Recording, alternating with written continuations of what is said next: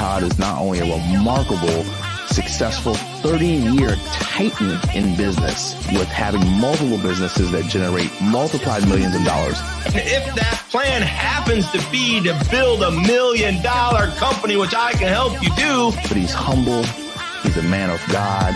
He's a family man. The world's news organizations are built on everything but positivity. He is an influential entrepreneur and business speaker for over 30 years. I've got to forecast. I've got to pronounce. I've got to project. I've got to share with you my ideas, my vision, my goals for not only myself, but for you. That's why he's came up with his incredible concept of taking and creating a platform for people that are wired differently. And you got to understand that your habits of your person and your habits of your business and your habits of your spirituality have to lead to the North Star of who you are. We need to figure out who we want to be in life.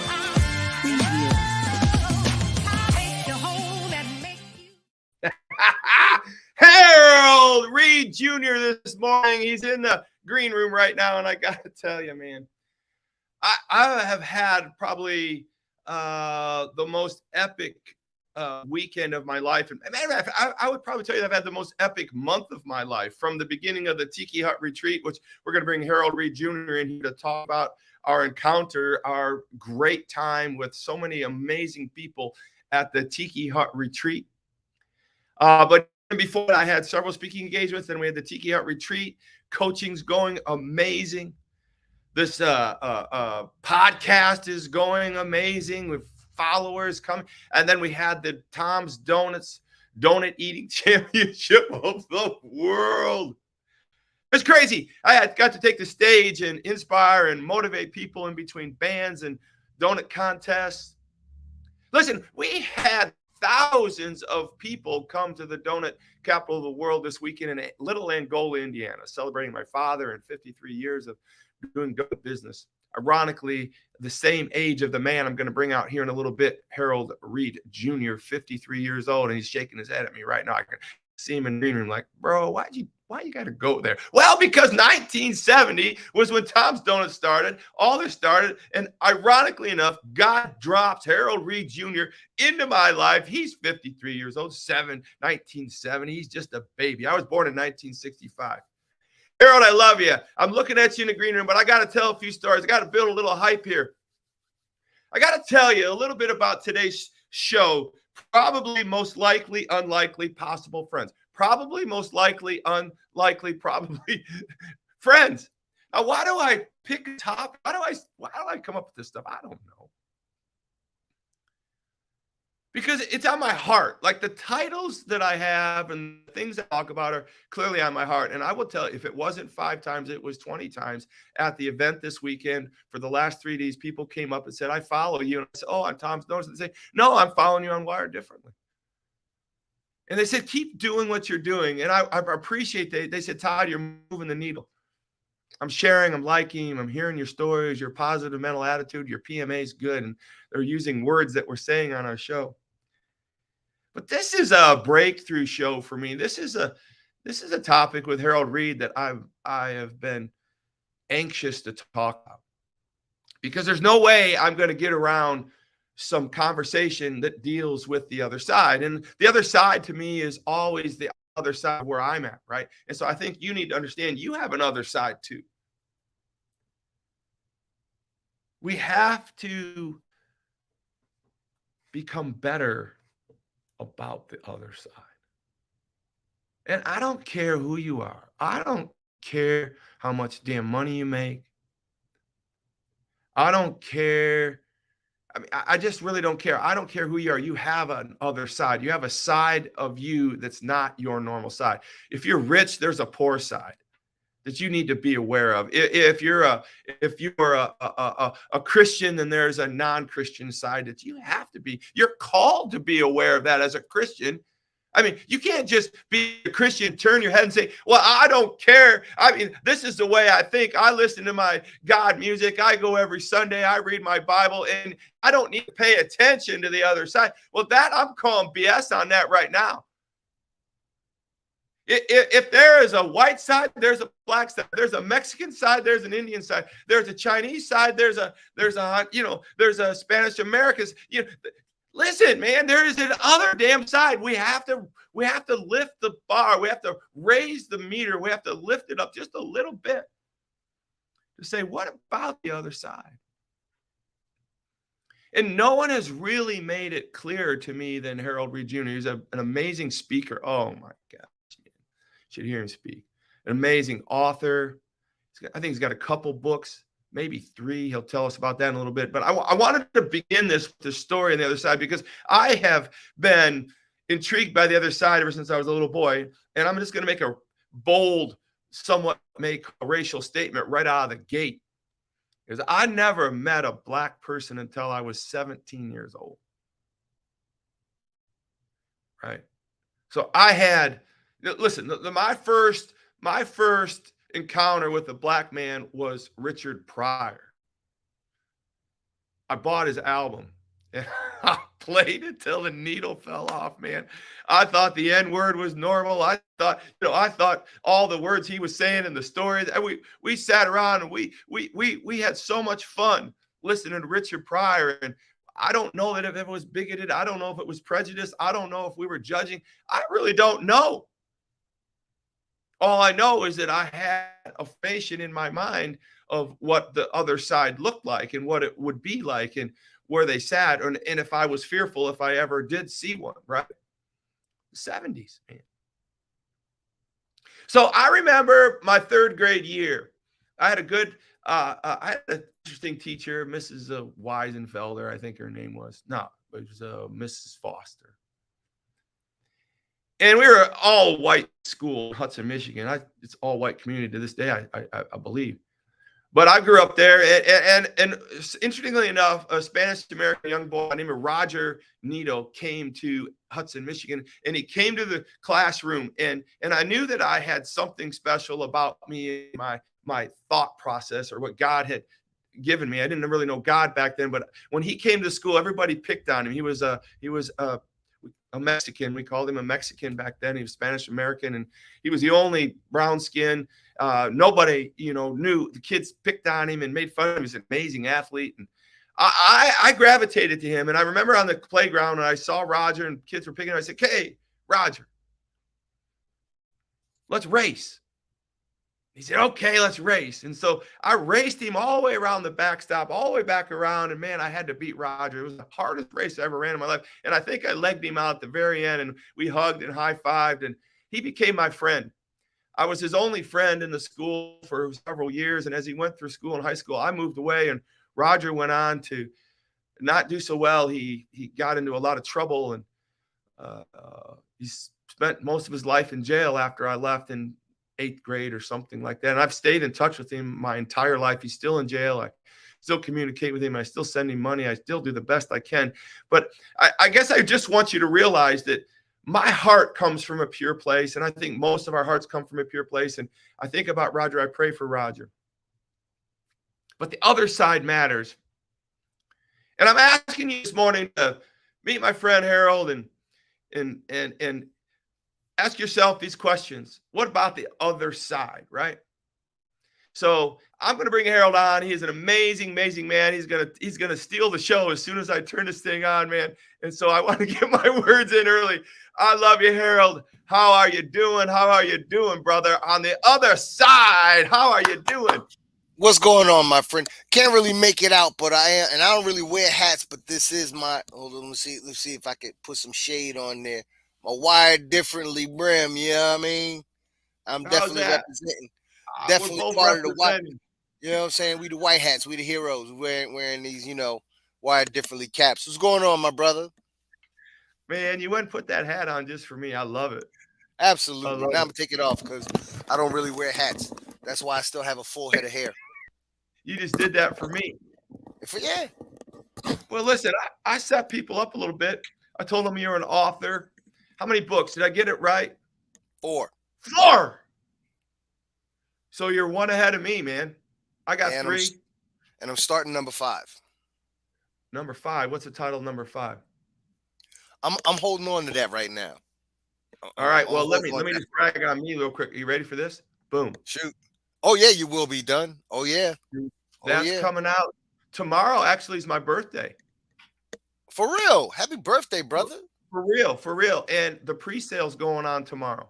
We're going to open up a pre-sale for a month. And so everybody, that was just kind of a nice segue because actually the picture I was going to really show. So everybody get ready to buy the pre-sale. Let's give me a great birthday present, Harold, right? Come on. I'm going to put my order in. This is you. This is you, man. Look at you. Find a way to make a way. Yes, sir. The people were lining up to sign your books. And I was so sleepy. You were sleepy because you drove. How far did you drive? Well, that day, because I stopped in Winston-Salem on my way out, and I spent the day there, and then so it was about 10 hours, about 10 and a half hours. Yeah, about that. So you drove to Florida to come be at the Tiki Hut retreat. And one of the interesting things about you is I think I told you this early on is that I didn't have you in my top 10. I didn't think you were going to be at the Tiki Hut retreat. We met at Del Toro's FTX and crushed the stage. Crush the stage. Crush the stage first. Crush the stage first, then FTX. Yep. Yeah. So we became friends that way, and we had a bond unlike no other. I don't think you've ever publicly. And I didn't prep you for this. But I kind of wanted to kick this up. You said I could go anywhere, didn't you? Yeah. All right. So we're at Del Toro. McNeil's probably arguably the greatest speaker to ever walk the planet in many, many regards. He's a black man, and his group, his tribe, his posse is predominantly black. I went to his crush stage and never felt more love in my life than when I was with all of that group. And many, many occasions, he's asked me back several times to speak. I mean, I think you saw me come back and speak at a crush stage. You spoke at FTX. You had words at Crush the Stage. Yeah, words. You were actually keynoting at FTX. Yeah. Right. But we went off at Crush the Stage, though. I think I told the story about the treadmill and you and all that. But long story short, it was at FTX. You came up to me, and I'm just going to let you say. I mean, we're just crack the wound right open right now. We're just let's let the blood pour out. If you don't want to share it, you don't have to say it. You know where I'm going. It's not. Yeah. It's okay. Cool. So after all this other side and all this setup and everything, this is really where I want to go on this show. So I'm loving on him. He's loving on me. I've got a kindred spirit towards the other side since third grade, and Roger Nito, and the idea of Roger Nito was born on the same day I was born on, a Spanish-American boy in a white school. We were like 9 or 12 years old. And we were the same height. We were the same speed. Everything was the same. We were damn near twins, Harold. But I went on to become who I am. He's in jail. Okay? He was the same grades. He was just as smart. He was maybe even faster, maybe even a better athlete. Maybe, I can't tell you, but we're kids. We're paired up like that, right? And it's always kind of bothered me a little bit that I'm sitting here having my own podcast worth X amount of dollars, and he's in jail still. He went through foster care after foster care after foster care after foster care, right? He didn't have the dad I had, the upbringing. He didn't have the surrounding, right? And so anyways, I fast forward to Harold, who's brave enough to speak his mind. So everybody get ready. I gave him a hug. I haven't seen him, but I gave him a hug at FTX, and we hang out a little bit. The next day we come back, we get another hug, and he pulls me aside, and he said words to me that I'll never, ever, ever, ever forget. And I mean, if you want to share those, Harold, because, those are your words. It's from your gut. It's from, I think it's what this conversation's about. Yeah, no. I basically acknowledge that, and let me preface this with, I come from a place of honesty, and sometimes the truth doesn't feel good. Sometimes the truth hurts. But you can't heal unless you acknowledge what is hurting you. You know, so one of the things that I struggle with is simply existing as a black man in America. Um, and I have history to justify that, right? Mm. But I believe more so in a positive future than a negative past. I can't do anything about the past. All I can do is just be honest in who I am and stand on my square moving forward. So I felt in my heart the need to express to you the kind of friend I see you to be. And in so doing, I express to you, kind of being wordy about this, I express to you that as a collective, I've pretty much given up on white people. As a collective, you know, but at the same time, I'm a work in progress.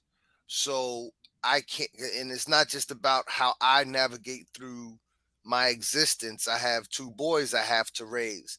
I have two black boys that I have to raise, and I have to teach them how to navigate through this world and survive in this world. And I want them to be good people, and good people do not have hate in their heart.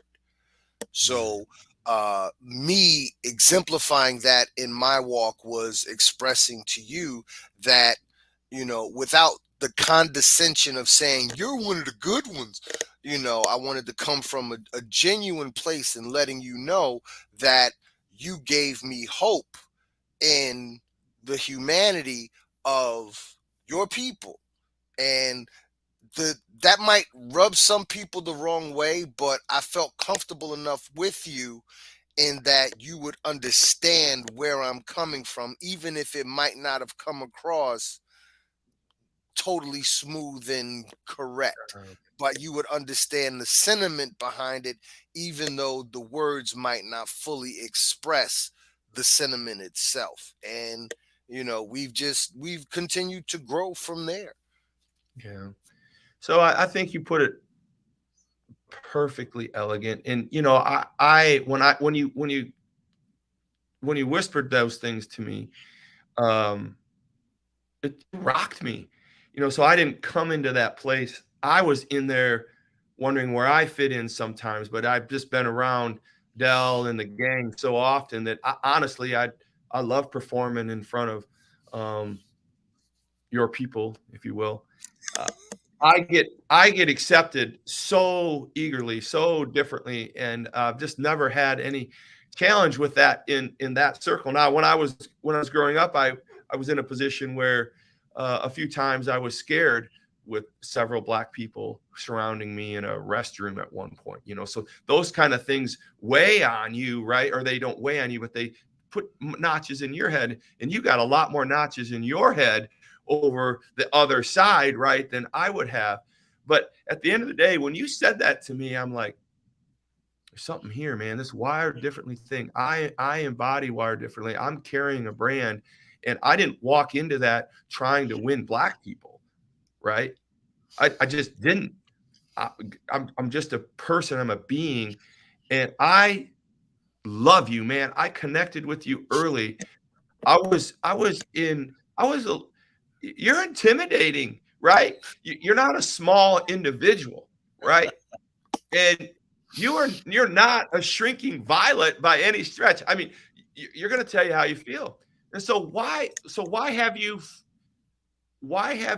not why don't you feel that way about all white people? Well, Why because I why take why why me that way, but what's pulling you back on the rest of part of the race? well, there's the individual connection, and then there's the overall collective. Right. And my personal philosophy has always been I'm going to take every individual that comes to me as they are, right? And we were talking about this before we went live, you know, and again, to Todd's people and, you know, well, my white people, my white friends already know how crazy I am. But to those of you who really don't know me yet, I want you to just listen with an open heart and understand that none Bring of it, this is, man. Come on. there's no We can't anger get coming better. from any, We can't right? get better, Harold.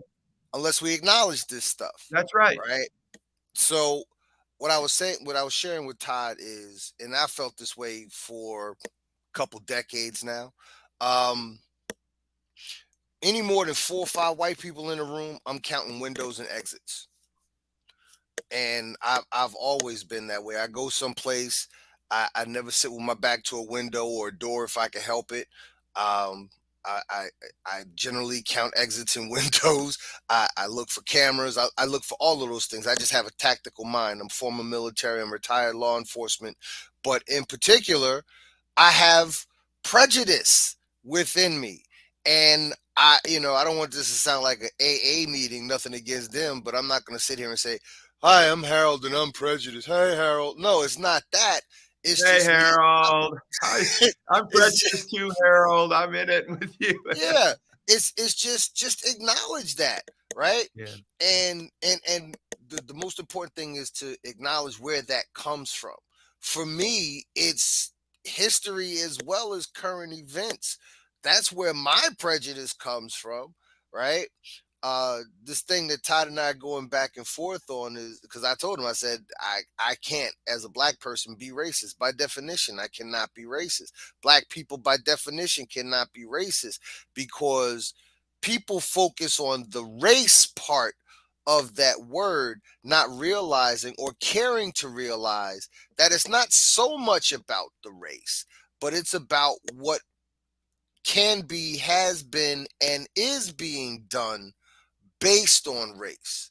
So you can give me every definition you can, and the crux of those definitions will basically say one group of people having a hard influence over another group of people based on race. When you boil it all down, that's what you come out with.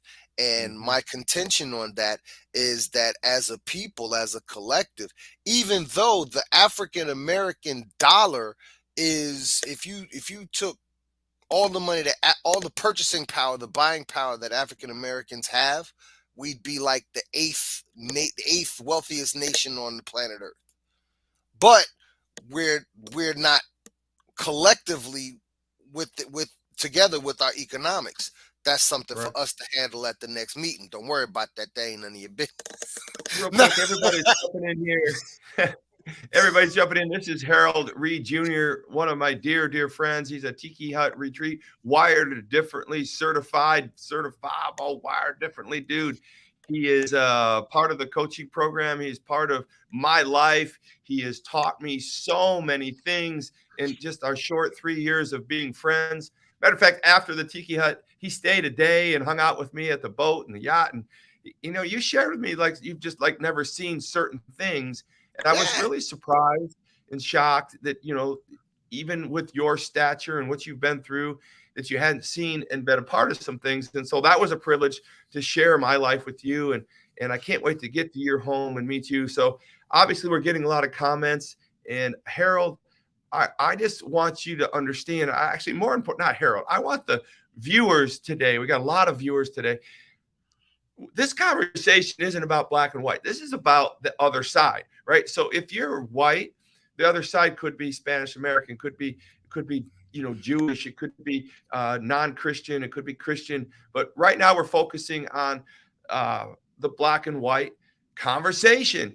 It's a And place to I've start. often, I've even talked to Dell about this. Like, I really feel like we need to flush it out. I think people need to see me say, I am prejudiced. I grew up prejudiced, and I didn't know I was growing up prejudiced.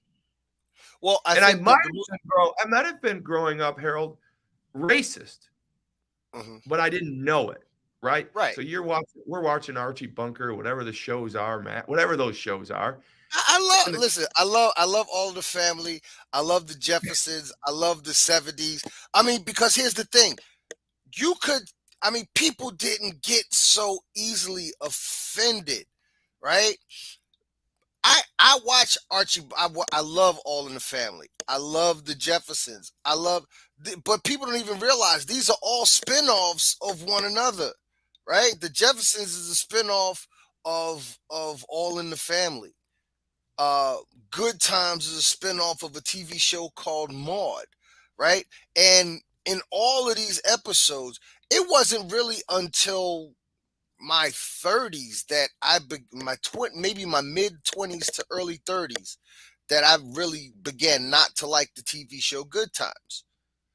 Right? Oh, you black. How could you not like Good Times? Because what the hell is good about a family living in the projects? A black man can't keep a job. The son be finding things in the street, which is a dog whistle for he steals, right?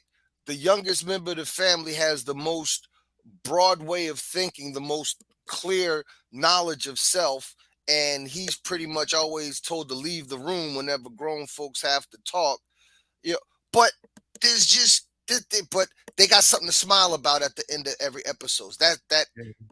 That's not cool for me. So I guess I don't want to focus on that as much as I want to focus on the fact that wherever you came from, Harold, wherever I came from, we can only focus on this moment right now.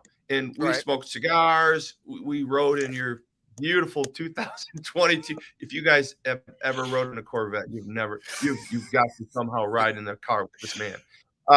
He drives fast. It's very Hey! I drive carefully. I drive carefully. We went fast for 3 seconds. I drive carefully. Oh, now you're worried about what people think. All of a sudden, the black man. No, stop. Stop, Todd. You already know I don't give a damn about what people think. But my wife might watch this one day, and I don't need her. So you have some fears. Yes. I have no fear. No, it's not about being afraid. It's just I don't want the aggravation. I don't want the aggravation. Only went fast for a few seconds. I had to get a neck brace, but the car is amazing, and he's a very good driver. I mean, come on. So at the end of the day, we're really talking about the other side, and I really want to know what has changed in your life. What I know I continue to move forward because I want my listeners right now to understand the only homework you have today. And the only real reason I think that Harold and I are on here, and we're not even getting, I thought we'd spar a little bit, but here's the thing. We have to be forced out of our comfort zone a little bit. Harold is doing it. Harold he's a prejudiced man. He said it, right?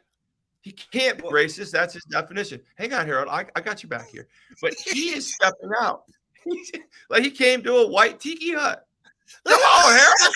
You came to Florida. It's the planet for a black man, right? You're doing things out of your comfort zone. Come on now, brother. If Harold can do it, why can't we as white people? Why can't we as a privileged part of this nation? Listen, at the end of the day, I have to acknowledge that things have been a little easier for me than Roger Nito. And that's why I'm bringing it up at the beginning. I don't have to focus on black people. I can deal with my own life right now. Roger Nito, Spanish American, same height, same brain, same everything, virtually spitting images of each other. He's in jail his entire life. And I'm on this podcast interviewing the beautiful Harold Reed Jr. Something's messed up here.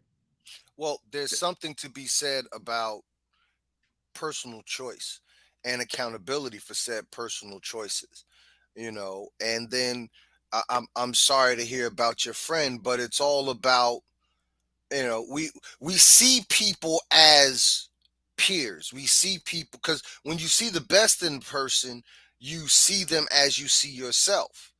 The same way we were taught that man was made in the image of God. So if we were made in the image of God, and God is everything that is beautiful and right, so we should see that in ourselves. And if we see that in our fellow man, then that makes life even better, right?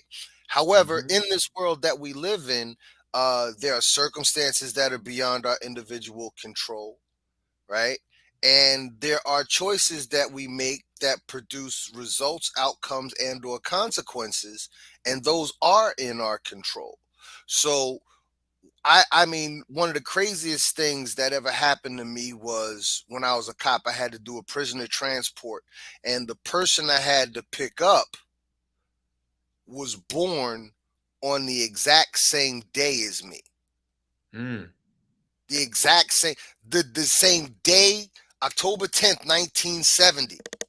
In the same hospital. Okay. And that was very trippy to me. What'd you pick him up for? I just had to transport him. I had to take him from one county to another county. Why was he in jail? Poor decision making.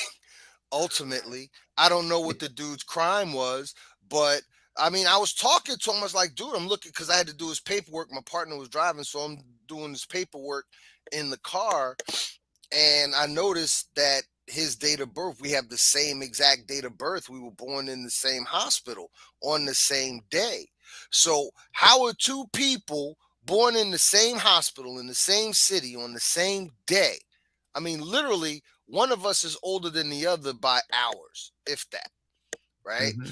But there's a lot that happened up to that point in our lives that has the both of us in a police car with one of us on one side of the glass and the other on what you just got through saying is the other side. When you break it down, there were people in my life that I had steering me in the right direction. Maybe that guy didn't have those people in his life to steer them in the right direction. The same with your friend. Maybe he didn't have people in his life steering him in the right direction, right? There were choices that that individual made. There were choices that But, your friend but you made. gotta understand, there is a piece of our culture that we're not starting at the same spot, No, right? absolutely. We're just not. And I want to acknowledge that because, I am a self-made whatever. But at the end of the day, I would get bitter when I would hear, like at a younger age, is like, they can do it. Everybody can do it. I did it. It's not quite that way. I think the conservative movement, the white conservative movement, the Sean Hannitys of the world are like, pull yourself up by your own bootstrap. And I get that the country is made for us to succeed in many, many ways outside the rest of the world. But that doesn't mean that we aren't starting at the same place. It doesn't mean that it's easy for everybody. Matter of fact, this whole capitalism structure allows everyone the opportunity, but it does force certain people to always start way behind other people. And I think that's really from a skin color to a socioeconomic component. That's where I think the black race is in a difficult position. Now, I do feel that certain But Todd, current the system was designed that way. The system was well, designed that way. And yeah, people, again, that's just an uncomfortable truth, an inconvenient truth that right. people don't want to admit. The system was designed that way, right? Uh, uh, wouldn't be a need for affirmative action if there were no discrimination in the first place. Right. Really at the core of bridging these divides, we have to acknowledge and begin working on dispelling the hypocrisy. That's it. I mean, we could take it as far back as the men who said all men are created equal owned slaves. Excuse me, owned enslaved people. Right? That's another No, they didn't. correction that needs to be made. Obvious. It's disgusting. They didn't count them as it was chattel. Exactly. Right? So the thing is, you can accept that because you've opened yourself to accept these realities, but not everybody's on that frequency. So what I'm not going to do is I'm not going to live a substandard life because some people don't like me because of how I came into this world. I got no time for that. I got too much living to do. I got more summers behind me than I have ahead of me. So I got to enjoy the hell out of the rest of Yeah. whatever I Oh got man, left. remember when Dell said that at that? I was like, oh, geez, why do you have to You bring know, that up, Del? so ultimately I believe that if we could just acknowledge some of these difficult truths and really listen to the other side, and when I say listen to the other side, and again, please don't take this the wrong way, but I have a blunt personality. Shut Bring up it. and listen. Shut Oh, up and listen. Because the first thing not you, Todd, but the first thing people are going to want to do is defend themselves. It's not about defending yourself. It's about listening to this other person's experience without personalizing and internalizing and taking personal offense to somebody else's experience. The Black experience needs to be understood in order for everybody to get along. And there's a part that white people play in that, and you have to acknowledge that part, even if that part is not who you are as a human being today. You have to acknowledge what happened way back when, so we can ensure we're not bringing that into our new existence with our children today. Because as the saying goes, those who don't learn from history's mistakes are doomed to repeat them. I think the call of Harold Reed Jr. is amazing. Harold, I think this was a great interview, and we're going to have you back on because I think we just cracked it open just a little bit, and you've made me a better person. You've made my family a better person. You've made the Wire Differently movement closer to God, more understanding, and we're just a privilege to have you in it. And so I think what Harold's saying here, and my call to action here is, look at the other side. I don't know where you're at, but I need you to look for the other side. I don't want you so dwelling in what you have or don't have. I want you to take a moment of your life right now and say, what is it about the other side? And particularly, let's talk about the white and Black race divide right now. Let's just crack it open. Let's acknowledge that there's differences there. I mean, if Harold's willing to do it, if Harold's willing to come to Florida. Now, come on now, somebody. Harold's willing to come to the White Tiki Hut retreat, which, by the way, we had as many as 5 Black people there by the end of Todd, the event. Todd, can I tell you this? Because I know you got the Wrap It Up music playing, but I almost didn't come. We gonna have to work on something, because you got to understand that the word tiki is not necessarily. I know you got the tiki hut literally in the backyard and everything, but you know, some dudes in Charlottesville, Virginia, done pretty much ruined the word tiki for quite some time, right? All right, well, it's only a couple letters away from Tiki Torch and Tiki Hut. So we had no torches. We had no torches. No torches. Torches at the Tiki Hut retreat. If Thank you, I'd Harold. have saw a torch, I'd have got right back in the car, back to the hotel. Well, maybe we would have had fewer mosquitoes, but at the end of the day, no torches. God bless you. I want to challenge every one of you. Look at the other side. Love on Harold. Love on your neighbors. If we're all willing to look at the other side and acknowledge that there is a little bit of racism out there, a lot of racism in certain places, and we're willing to realize that there is prejudice, where did it come from? Let's pray about it. Let's ask God about it. He designed us not to be this way. Let's remove this sin. Let's move forward in the Wire Differently culture. God bless you, Harold. We're going to have you back. I can't wait to talk with you after this show. Tell your beautiful family I said hello. Let's get together soon, my friend. Have a great day, everybody. Let's be, do, and think different. I love you.